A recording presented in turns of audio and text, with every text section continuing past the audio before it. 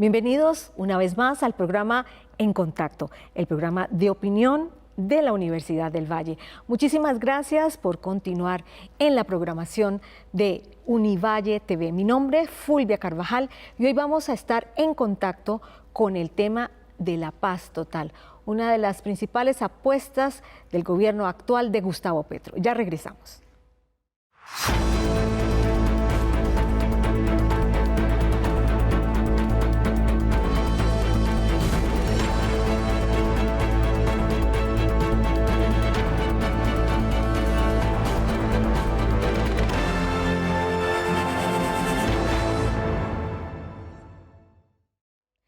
Y precisamente para hablar sobre la paz total que todos los colombianos anhelamos, hemos invitado a dos expertos. Se trata del profesor Julio César Alvear.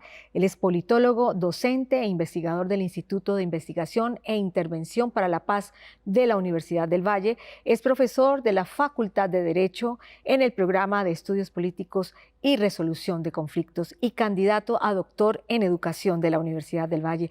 Bienvenido, profesor Alvear.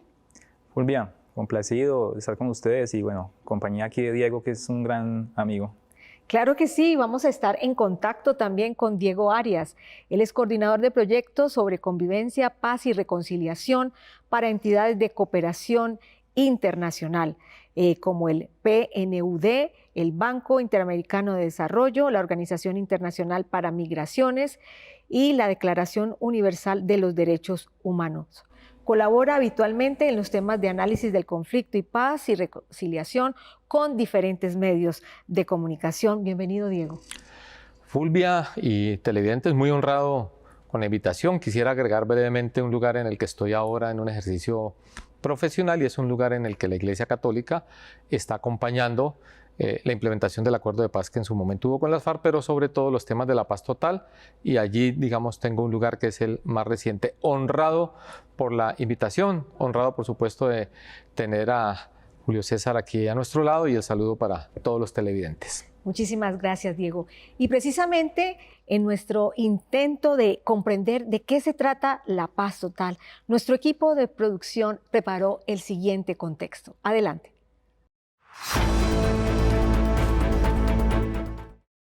La búsqueda de la paz total en Colombia ha sido un objetivo de gran importancia durante décadas.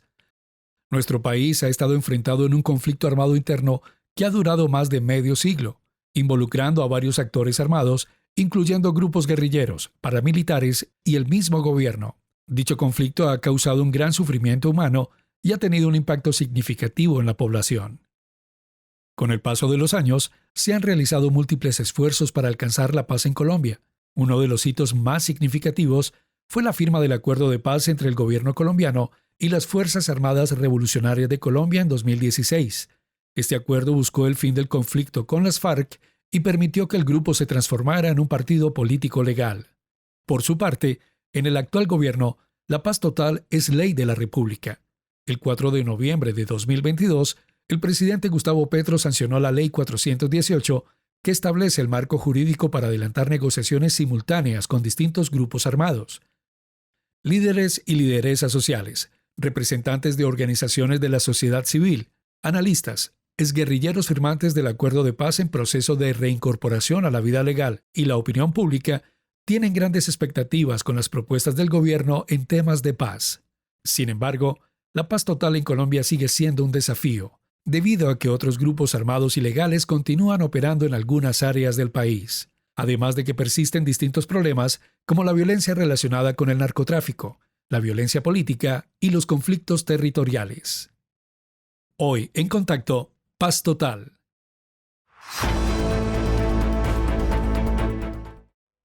Muy bien, la paz total es la paz que quisiéramos no solamente los colombianos, sino todas las personas en el mundo.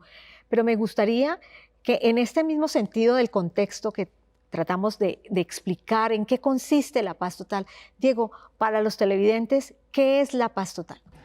Pues Fulvia, en un intento de resumirlo y de una manera, hacerlo de una manera comprensiva, yo creo que lo que en principio o al comienzo tendríamos que preguntarnos es ¿por qué?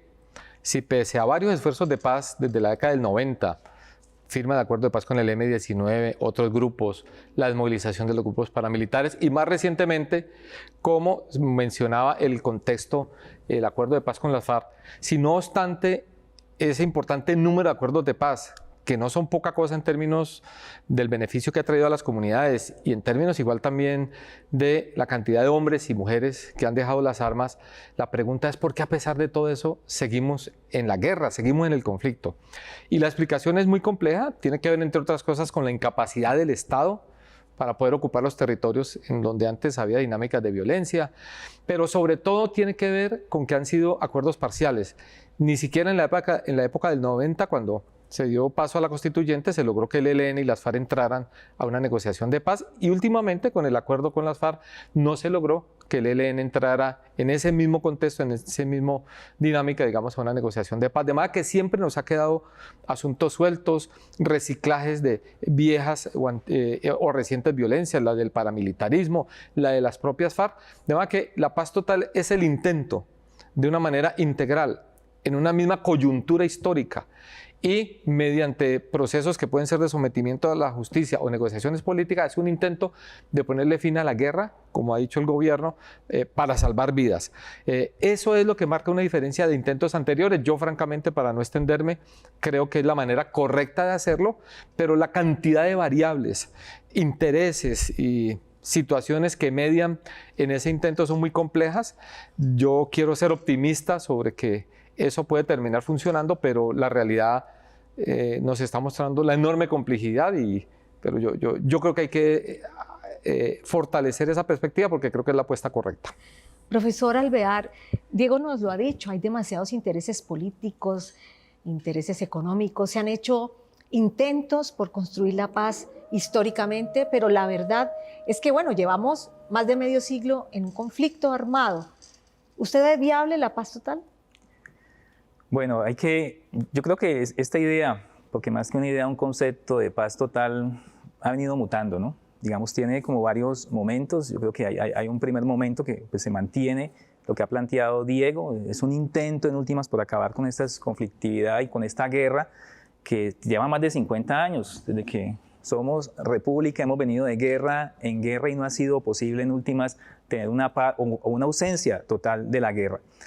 En ese sentido, entonces, importantísimo lo que ha planteado Diego, la paz total, digamos, como en ese componente, pero también yo creo que ha ido mutando a entender que lo que planteaba Diego, de alguna manera, en el sentido, bueno, el por qué hay guerra, ¿no es cierto? Y la guerra tiene que ver con también un componente muy grande de desigualdad en nuestro país, ¿no? Digamos, ¿qué alimenta finalmente la guerra en nuestro país? Y yo creo que esos son como los dos elementos, y hoy hablar de paz total, pues no podría uno, pensaría yo, reducirlo meramente a cómo negociamos con estos actores armados, sino también cómo resolvemos todos estos temas que han ido alimentando la guerra, ¿no? La desigualdad, la inequidad, la vulneración de derechos humanos, la falta, digamos, de una cultura de paz, ¿no? Entonces yo creo que habría que verla como en esos dos componentes, y cuando uno mira la ley, pero también mira el plan de desarrollo, creo que hay una intención, digamos, del gobierno de ir ampliando esa misma percepción alrededor de la paz total. Ahora, ¿es viable? Hay un autor, Weber, se me vino a la mente cuando le dice a uno, el mundo perfecto no ha existido, no existe y no existirá. Esta idea de lo total, pues yo creo que es diría uno, un significante vacío movilizador. Es algo que hay que llenar de contenido. Seguramente persistirán violencias, la violencia seguramente no desaparezca, pero yo creo que sí vamos a lograr reducir estos altos niveles de violencia, tanto directa en el marco de la guerra, pero también otro tipo de violencia social que son las que alimentan la guerra, ¿no? Muy bien, estamos hoy en Contacto hablando sobre uno de los desafíos más importantes que tiene el gobierno actual del presidente Gustavo Petro. Regresamos después de los siguientes mensajes institucionales.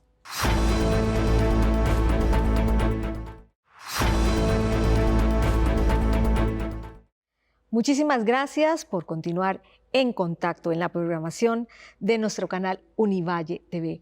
Diego, el profesor Alvear apuntaba hacia factores diferenciadores en lo que se quiere con esta apuesta de paz total. ¿Qué lo diferencia del intento, por ejemplo, que hubo en el año 2016? Es absolutamente crucial, decisivo lo que el profe nos anotaba, en relación a que no es posible concebir la paz total ni llegar a ella, si no es, por supuesto, por los elementos del desarme y la reintegración de los combatientes, pero sobre todo porque las condiciones estructurales o condiciones objetivas que le han dado surgimiento al conflicto y condiciones en las cuales se reproduce y muta el conflicto, pues no se hayan, digamos, superado. Además que es la primera vez que este esfuerzo de paz se plantea seriamente, sin que ello signifique hablar mal o que fueron menos los acuerdos de paz anteriores, pero es la primera vez que se plantea que la paz va de la mano de transformaciones profundas, democráticas, no estamos hablando de agendas de comunismo ni de socialismo, y eso tiene hoy dos lugares muy fuertes en términos de transformaciones profundas y democráticas: la propia agenda o el programa de gobierno del presidente Gustavo Petro y los contenidos de la agenda de negociación con el ELN, que ha reiteradamente dicho: la negociación no es con nosotros, queremos es que el pueblo se exprese, particularmente quienes no lo han podido hacer, en términos de los cambios que hay que hacer. Muy seguramente de una forma parecida, si el gobierno decide finalmente hacer una negociación política, porque eso podemos hablar con quienes se hace negociación y con quienes sometimiento, con el grupo que llama Estado Mayor Central de las FARC, también posiblemente vaya a haber una agenda de cambio y transformaciones. Más que esta es una paz distinta, el M-19 convino su inserción en la democracia, las FARC convinieron 6 puntos con reformas importantes, pero cortas frente a el atraso que tiene en el diseño político, social y económico del país. No, que estamos ante un momento de una paz con un potencial enorme, digamos, para transformar democráticamente el país.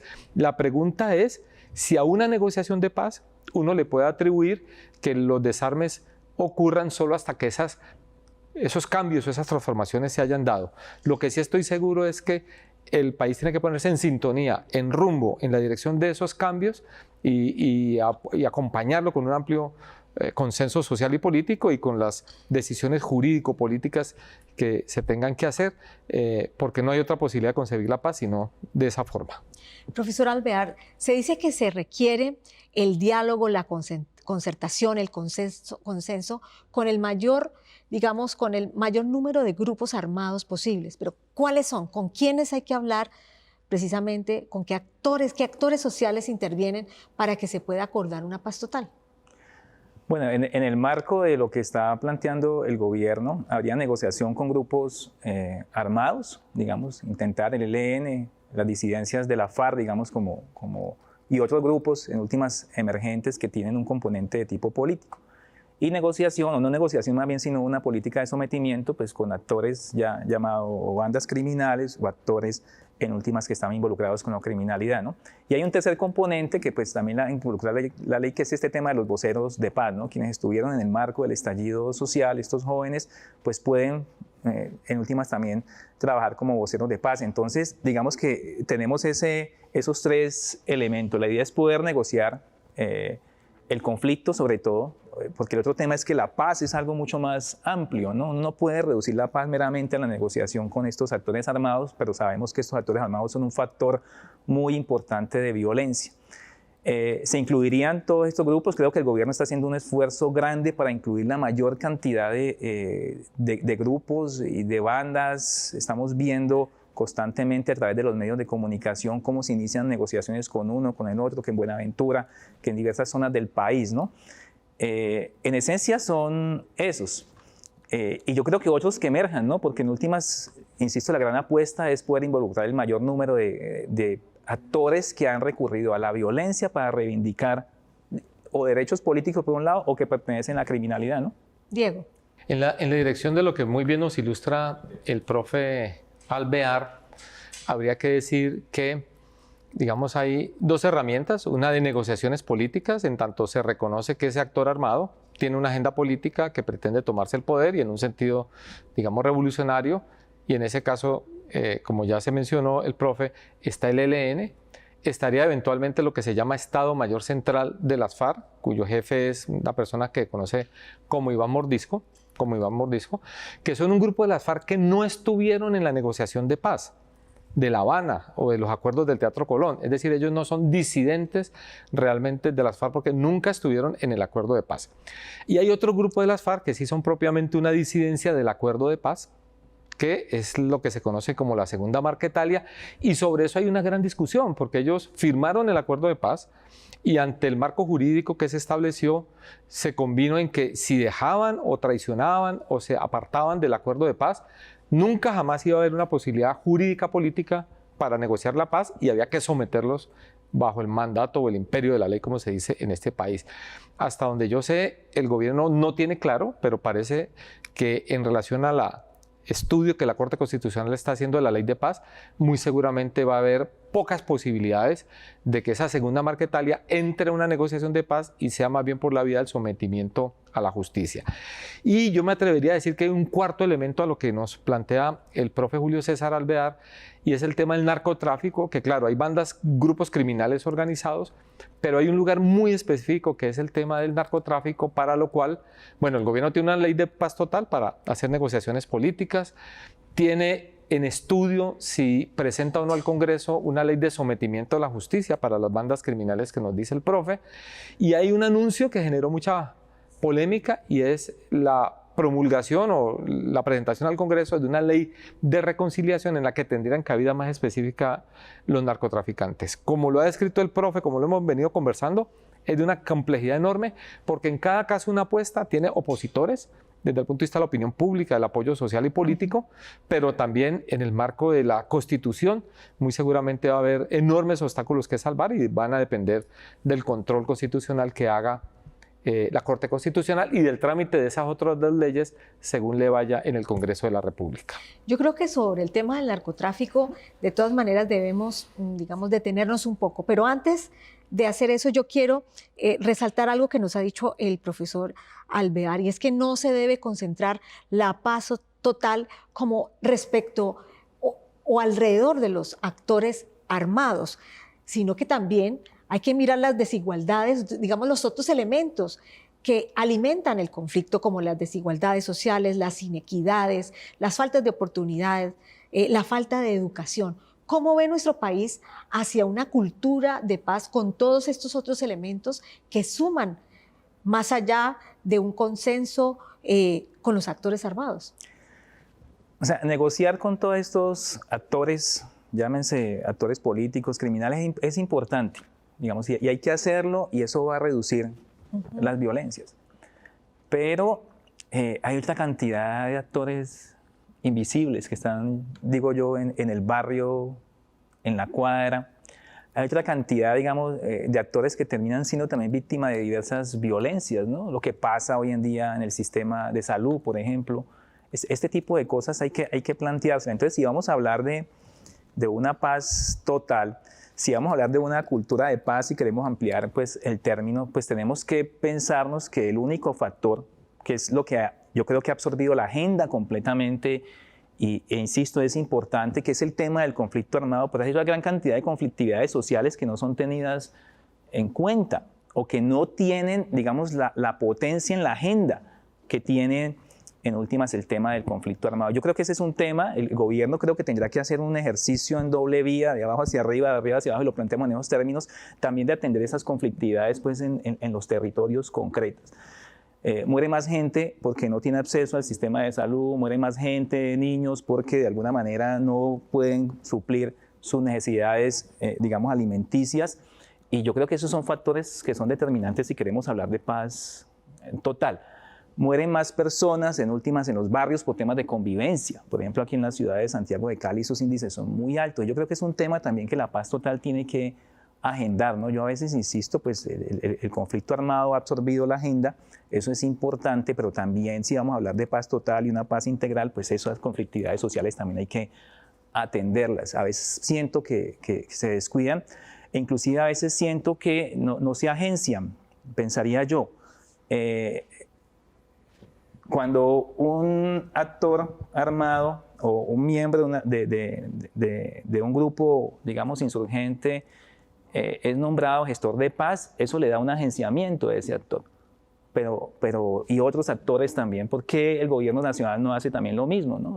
¿Por qué nombramos no gestores de paz también en otros contextos si queremos realmente hablar de una paz total, ¿no? Entonces, creo que a veces el mensaje puede ser un poco sesgado, por insisto, absorbe la agenda, pero hay otros actores también que contribuyen a la construcción de la paz y a la construcción de esa cultura de paz, que deberían ser también importantes, inclusive que nunca tocaron un arma.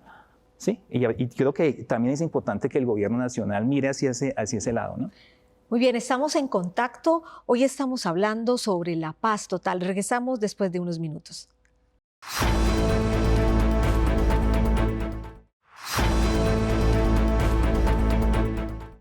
Muchísimas gracias por continuar en contacto. Hoy estamos hablando sobre la paz total y quiero compartir con todos ustedes algunas opiniones de los usuarios en Twitter. Sebastián Narváez dice, desde que se firmó el supuesto cese al fuego el 3 de agosto, el ELN ha violado el acuerdo 31 veces, de las cuales 5 han sido asesinatos. Todo esto mientras hay 25.000 familias confinadas por el paro armado en el Chocó. Sigue la paz total, y lo pone entre comillas, del desgobierno de Petro. Wilmer Pacheco Trujillo, qué tristeza como los grupos al margen de la ley instrumentalizan a los niños. Sin duda, los actores del conflicto, digamos en el contexto del conflicto armado, son generadores de una violencia impresionante. Mire, voy a decir algo que es muy duro decirlo, y es que normalmente en las técnicas de negociación de conflictos armados, el tema del cese al fuego normalmente no se pone por delante en esa agenda, sino que se pone a mitad de camino cuando más o menos se cree que una negociación ya no tiene reversa y va a terminar bien. Porque el tema del cese al fuego tiene que ver con el balance militar estratégico que hay en medio de la confrontación, y ese balance militar, dependiendo de para quién es más favorable, se refleja también en la mesa. Y porque se corre el riesgo de que se pierda el norte de la negociación de paz discutiendo quién violó o no el cese al fuego, y el tiempo y las atenciones se distraen en la administración del cese al fuego y no en la agenda. Esas son las dificultades, digamos, de un cese al fuego tan temprano como el que se combinó con el ELN, que además hay que aclarar, es un cese al fuego y no de hostilidades. Parte de lo que se le está reclamando, y la opinión pública, y yo me sumo a ese reclamo, es que el cese al fuego que es entre el Estado y el ELN debiera avanzar a un cese total de hostilidades, porque algunas actividades no quedan proscritas dentro del cese al fuego, no obstante que hay un compromiso de esa guerrilla de cumplir el derecho internacional humanitario, particularmente respecto de la protección de la población civil. Pero además es un cese al fuego bilateral. Entonces, por ejemplo, en el Chocó, como se menciona muy bien ahora, el confinamiento de poblaciones enteras tiene que ver no de incumplimientos del cese al fuego, y no lo voy a defender al ELN, no de incumplimientos en relación con combates con la fuerza pública, sino que allá hay otro actor que llama el Clan del Golfo, ¿cierto? O autodefensas gaitanistas, y entonces, producto de esa disputa y de ese enfrentamiento con un grupo que no está en tregua o cese al fuego, pues se producen afectaciones de la guerra. De manera que en el cese al fuego debiera avanzarse con todos los grupos, y que además sea de hostilidades para que se puedan ver los beneficios, digamos, de alivios humanitarios, y que nos podamos concentrar en eso lo menos posible para que lo que avance sea la negociación de paz. Quiero compartir también con ustedes lo que piensa Brian Martínez. Dice, la Colombia profunda, entre comillas, la olvidada, la de la ruralidad, que muchos votaron por el actual gobierno, es el más afectado. Los combates son el pan de cada día en este país y no hay rumbo en la paz total. Impresentable lo que está pasando, un poco en el sentido de lo que usted decía, profesor Alvear, de los actores invisibles que están sufriendo todos estos efectos nocivos del conflicto. Miren, los procesos de negociación son procesos complejos. Es como cualquier negociación. Los actores tienen diversos repertorios, los actores van a hacer uso de diversos recursos. Entonces, a veces pensar que las organizaciones son unánimes o que una decisión cubre toda una organización, pues yo creo que es muy ilusorio en un proceso realmente, como lo ha planteado Diego, de negociación. Hay factores, en últimas, exactamente determinantes, el equilibrio militar, el control territorial, las resistencias que tengan estos grupos o alianzas que tengan estos grupos en el territorio. Entonces, eso va a ser definitivo a la hora, digamos, de estos ceses al juego. Pero al final, ¿qué es lo que ha pasado en el conflicto interno nuestro? Pues es la población civil la que queda a merced, ¿no es cierto? Se negocia con los actores, pero finalmente la población es la que queda confinada. Lo vemos, digamos, en diversas zonas del país, en la costa pacífica, como el otro día tenía que ir a dar una capacitación a una zona en el Chocó, no pudimos ingresar y tocó hacerlo por internet, porque el actor armado decía ya no puede ingresar nadie.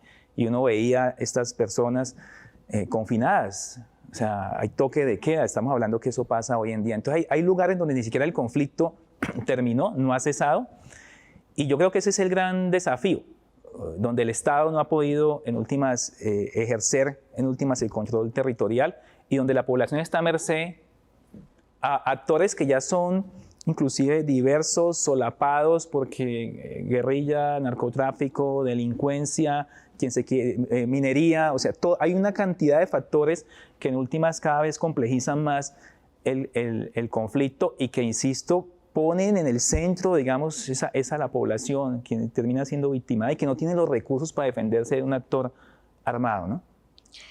Ustedes ya nos han explicado que, digamos, consolidar la paz total no es una tarea fácil, es desafiante, hay demasiadas aristas, es una situación compleja. ¿Ustedes creen que realmente podemos hablar de una metodología para la construcción de una paz total, Diego?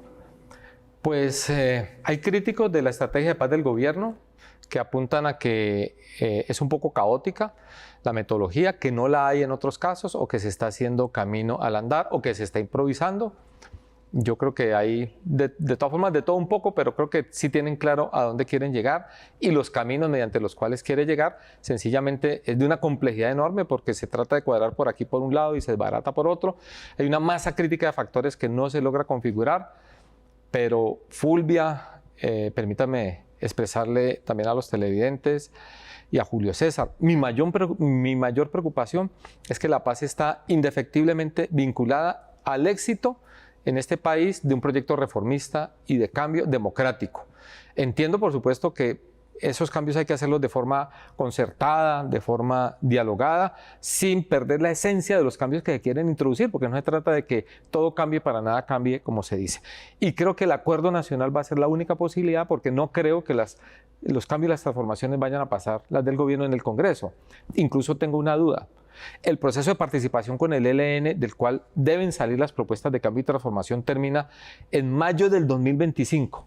¿A dónde se van a llevar esas propuestas de cambio y transformación? Si el gobierno de Gustavo Petro ya está terminando, ¿a una constituyente? ¿A un plebiscito?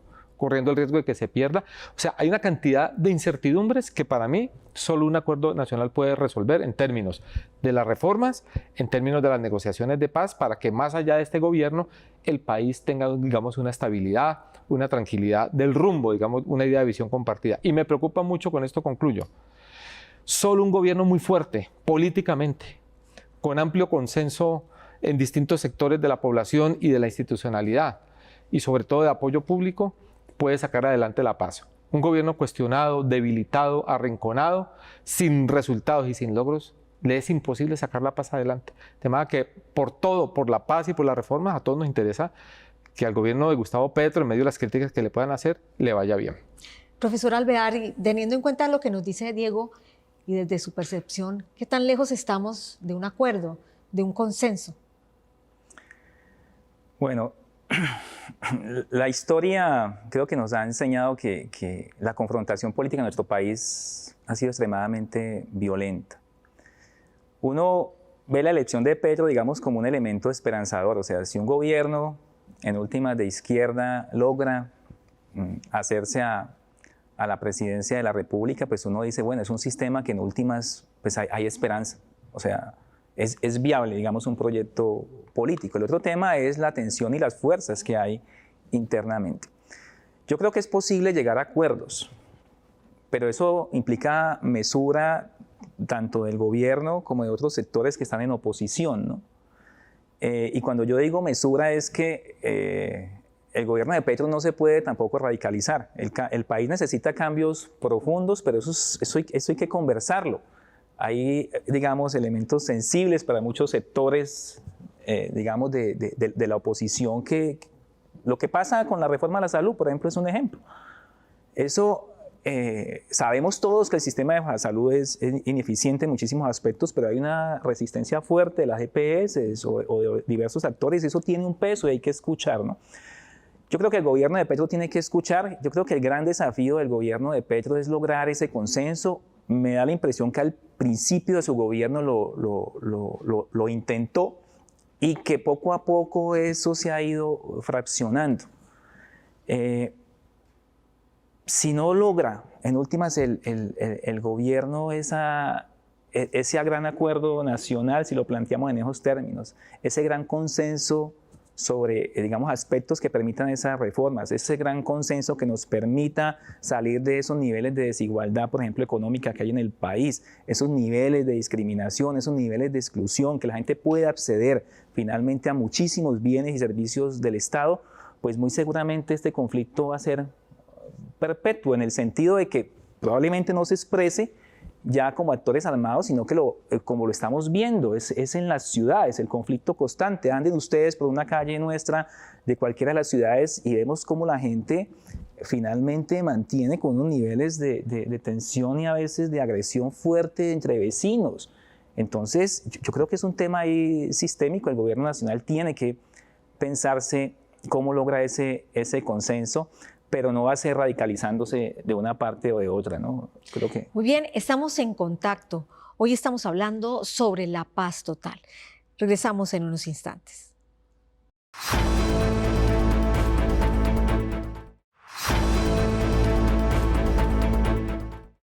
Para los que se acaban de conectar con la programación de Univalle TV, estamos en el programa En Contacto y hoy estamos hablando sobre la paz total. Bueno, a la altura de la conversación, de todo lo que ustedes nos han explicado, pues es evidente, tanto para mí como para las personas que nos están escuchando, que estamos lejos de tener un acuerdo nacional para la paz. ¿O ustedes me corregirán? Yo creo que estamos en una situación de mucha incertidumbre, de riesgos, pero también de oportunidades. Coincido con lo que dice el profe Julio César Alvear en el segmento anterior, y es que la posibilidad de sacar adelante la paz y las reformas que van de la mano con la paz tiene que ver con acuerdos, y en los acuerdos uno negocia, cede cosas y gana cosas, y eso interpela tanto a una élite que es poco proclive al cambio, quisieran el statu quo y mantener los privilegios, van a tener que darse la pela, pero también el gobierno tiene que entender que este no es un proyecto revolucionario ni socialista y que las reformas tienen un nivel en lo democrático en donde se concertan y se negocian, y que las reformas no podrán salir tal cual como quiere. El acuerdo nacional no puede ser para el presidente Petro que adhieran a él, porque entonces no es un acuerdo, es un programa de adhesión. De manera que sí hay enormes retos y dificultades y oportunidades para sacar adelante este esfuerzo de reformas y de paz total. Y hablando de los retos, profesor y Diego, pues no hemos hablado del narcotráfico, actores generadores de conflicto, de violencia. ¿Cómo ven ustedes el papel o el flagelo del narcotráfico en esta posibilidad, en este deseo, en este intento de construir una paz total? Pero antes quisiera mencionar algo. Estamos lejos de la paz, pero nunca habíamos estado tan cerca, si lo planteamos en esos términos, ¿no? O sea, estamos muy lejos, pero hemos estado más lejos en otros momentos. Bueno, el tema del narcotráfico es un flagelo, es un negocio transnacional. Ya, digamos, las redes de narcotráfico no son ni siquiera nacionales. Yo creo que es un fenómeno que permeó hace muchísimos años toda la sociedad y hoy ha generado unos índices de criminalidad, pues, que creo que cada vez aumentan. El microtráfico, por ejemplo, es un tema gravísimo. Hace poco estaba en el oriente de Cali, unas fronteras en últimas invisibles determinadas por quién controla el tráfico de las drogas. Entonces, el microtráfico es un flagelo. Negociar con los narcotraficantes creo que es una cosa muy, muy, muy compleja. Que acepten someterse, creo que también es un negocio que produce muchísimo dinero y el incentivo es muy alto, ¿no? No ha funcionado, pensaría yo, la política nacional en contra del narcotráfico. Creo que ha sido fracaso tras fracaso y lo vemos como cada vez más el narcotráfico sigue ganando espacio, ¿no? Sin solucionar el problema del narcotráfico, ¿cómo vamos a construir la paz? Es muy difícil, Fulvia y televidentes y Julio César. Es muy difícil porque es una actividad criminal que genera unas enormes utilidades, que tiene que ver con un circuito transnacional, y mientras no se resuelva el tema del producción y tráfico de drogas ilícitas, heroína, ahora cocaína y otras sintéticas, pues Colombia no tiene manera, digamos, de solucionar en esa escala el tema del narcotráfico. Pero creo que el gobierno sí ha hecho bien en un enfoque distinto a ese eslabón que siempre fue la víctima, digamos, de las estrategias y que es básicamente el campesinado. Entonces, la estrategia de no fumigar esos cultivos de los campesinos y de hacer un esfuerzo de una reconversión productiva de esos territorios y de esas prácticas, creo que ha sido un giro muy importante. No va a ser suficiente. Y un último comentario. El gobierno no ha planteado ningún tipo de negociación con los narcotraficantes. Esa pretendida ley de reconciliación, que es un solo anuncio, habla algo así como de un proceso de sometimiento. Coincido con lo que dice el profe Julio César. No veo a cambio de qué tipo de incentivos estos personajes se avengan a algún tipo de sometimiento a la justicia, paguen cárcel, entreguen fortunas, entreguen bienes, con un asunto, mientras siga siendo un negocio ilegal y rentable, pues ellos van a la cárcel, entregarán unas fortunas y vendrán otros. De manera que allí yo creo que eso es una pelea perdida en ese nivel. No quiere decir que en relación a cultivos de uso ilícito y algunos eslabones de las rentas criminales no se puedan seguir atacando y haya ganancias para una estrategia vinculada a la paz total. Y bueno, y no podemos acabar el programa sin referirnos a unos actores muy importantes en la construcción de los procesos de paz, y son los jóvenes. Y quiero saber cuál es la opinión respecto a esta iniciativa de Jóvenes en Paz, esta iniciativa de gobierno. ¿Qué pasa con este mensaje polémico de pagar por no matar, profesor? Bueno, creo que el mensaje es desacertado, yo creo, en cualquier ámbito, pero yo creo que hay que pensarse más bien la intencionalidad que tiene este programa de parte del gobierno. A mí, uno tiene muchas dudas.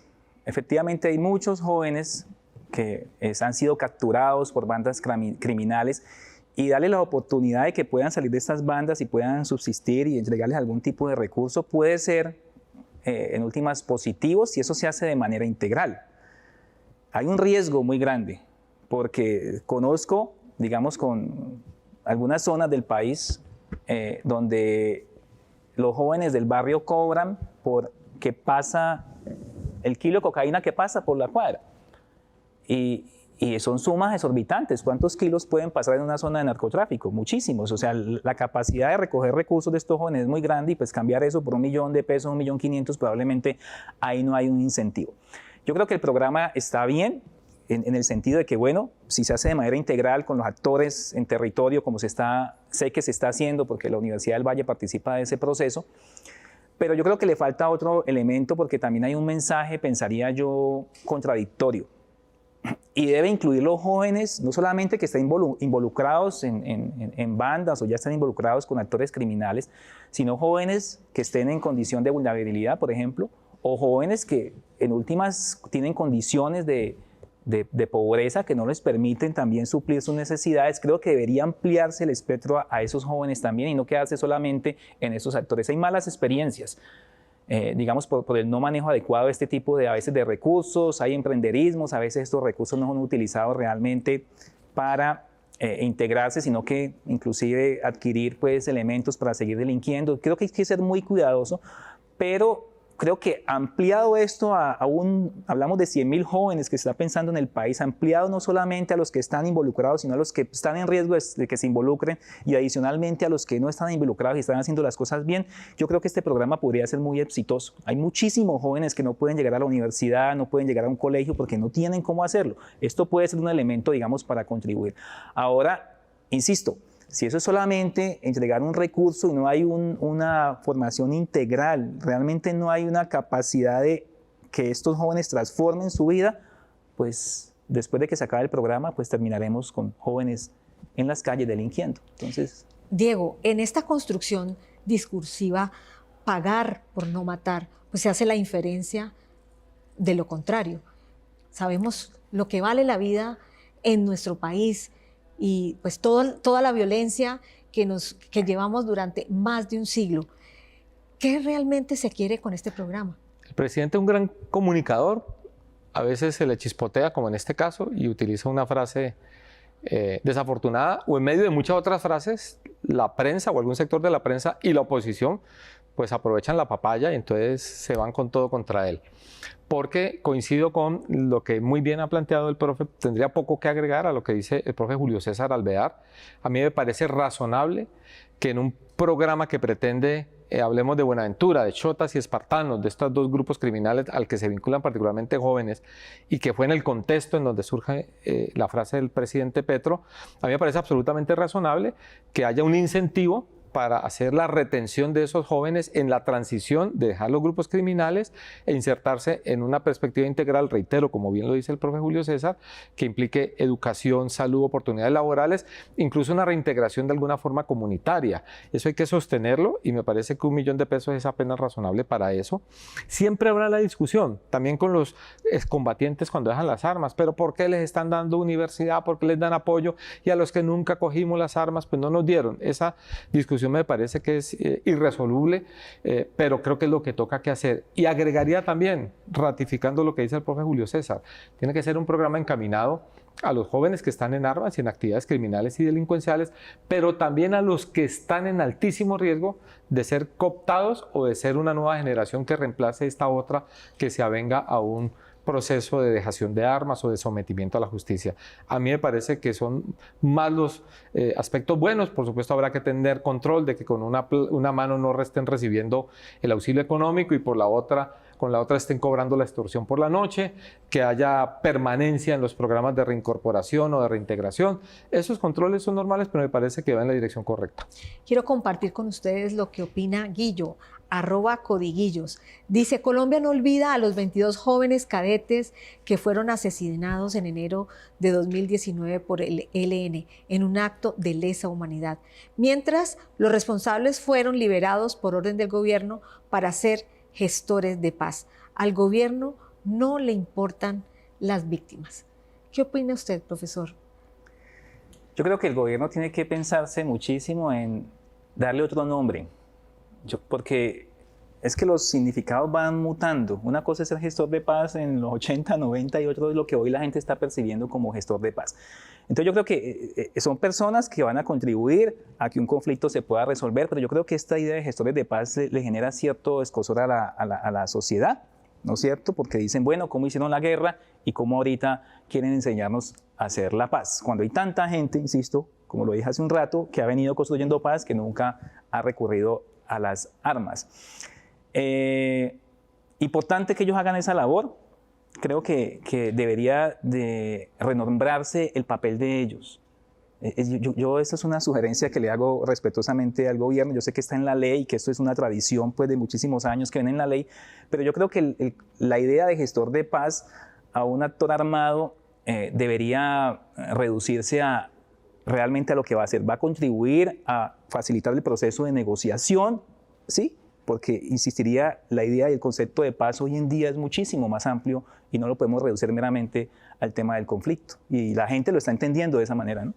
Bueno, ya estamos en los últimos minutos de nuestro programa, pero para que la gente quede en contacto con nosotros, me gustaría, Diego, un mensaje final para los televidentes. Que yo creo que esta paz es compleja, es difícil, pero no es imposible. Hablando de víctimas, por supuesto que todos los enfoques debieran poner al centro a las víctimas del conflicto armado, pero la apuesta estratégica, que es una apuesta para salvar vidas, como lo ha planteado el gobierno, pues justamente está procurando evitar el surgimiento de nuevas víctimas. Yo creo que con independencia de que se le pueda criticar, señalar vacíos y errores, es un esfuerzo histórico único para el cual tenemos que ayudar a crear las mejores condiciones para que eso salga bien. Nos conviene a todos. Muy bien, una paz difícil, compleja, pero no imposible. Un esfuerzo histórico único. Profesor Alvear, su mensaje final para nuestros televidentes. Bueno, mire, yo creo que la paz total, yo decía por ahí en alguna exposición que es un significante vacío, no quiere decir que no tenga contenido, es todo lo contrario, es un significante movilizador. Yo creo que todos los colombianos deberían de ponernos en la tarea de cómo le damos sentido a esa paz total. La señora en la esquina, en el barrio, el actor político, cómo ponemos al servicio toda nuestra inteligencia para construir esa paz total y llenarla de contenido, ayudarle no tanto al gobierno nacional, es que ayudarle a la sociedad colombiana que efectivamente cada vez nos acerquemos a ese ideal de paz que tenemos. Bueno, la paz es un significante movilizador. Y bueno, dependerá de todos y cada uno de los colombianos, de cómo contribuimos, como nos decía también el profesor Alvear, desde lo mínimo, desde la convivencia en casa, desde el día a día. A todos ustedes, muchísimas gracias por haber estado en contacto con nosotros. Creo que este programa merece un programa posterior para hacer un seguimiento. Yo los espero aquí en una próxima oportunidad para estar en contacto.